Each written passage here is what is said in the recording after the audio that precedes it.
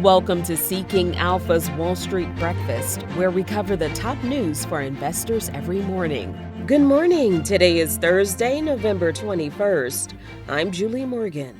Early boarders are getting buzzed on American Airlines, and no, I don't mean tipsy. Australia means business when it comes to social media, and President Biden wants to forgive more than $4 billion in Ukraine debt.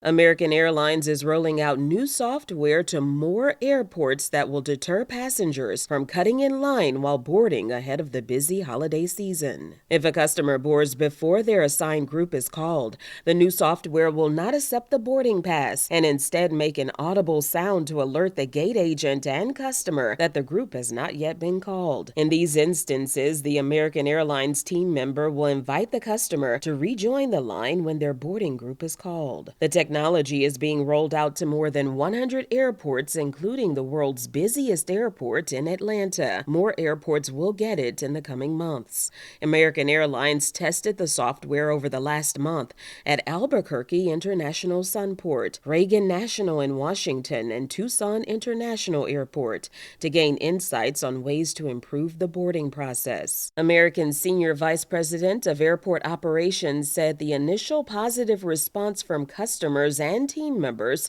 has exceeded their expectations. Australia is taking aim at the danger social media poses for kids, introducing legislation that would ban children younger than 16 from accessing platforms like TikTok, Facebook, and Instagram, Snapchat, Reddit, and X. The law, which is expected to be passed by the end of the year, will make platforms responsible for not taking reasonable steps in preventing kids from holding social media accounts. Any systemic failures can result in fines up to $32.5 million.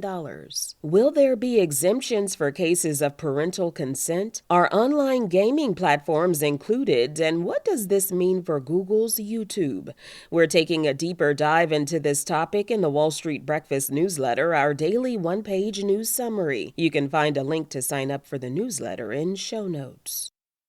The Biden administration has moved to cancel $4.65 billion in debt owed by Ukraine, half of a $9.4 billion loan that the U.S. provided. The loan was part of a $60 billion military aid package approved by Congress in April. Republican Senator Rand Paul of Kentucky sought to block the loan forgiveness, but Congress voted against his resolution. Reuters reported that President Biden directed U.S. officials to rush as much support as possible to Kyiv before his term ends in January, as Trump has been critical of U.S. aid to Ukraine. Secretary of State Antony Blinken on Wednesday said the U.S. is providing another package of weapons and equipment to Ukraine, valued at $275 million.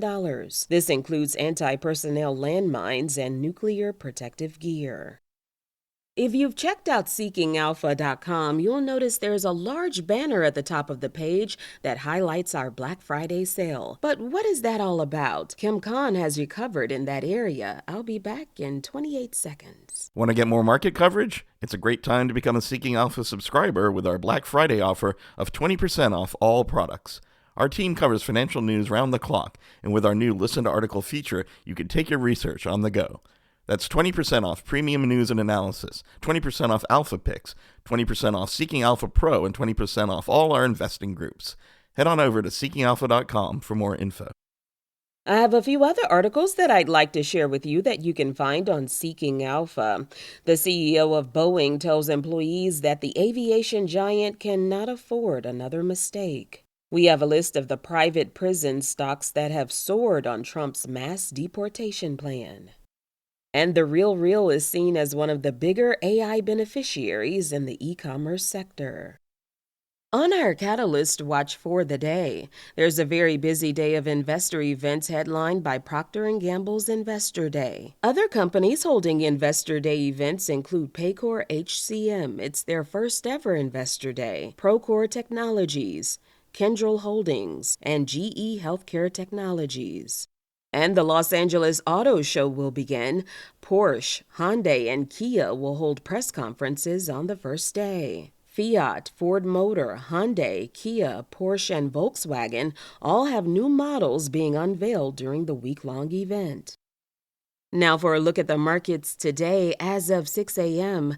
Ahead of the opening bell today, Dow, S&P, and Nasdaq futures are in the red. Crude oil is up 1.7% at $69 a barrel.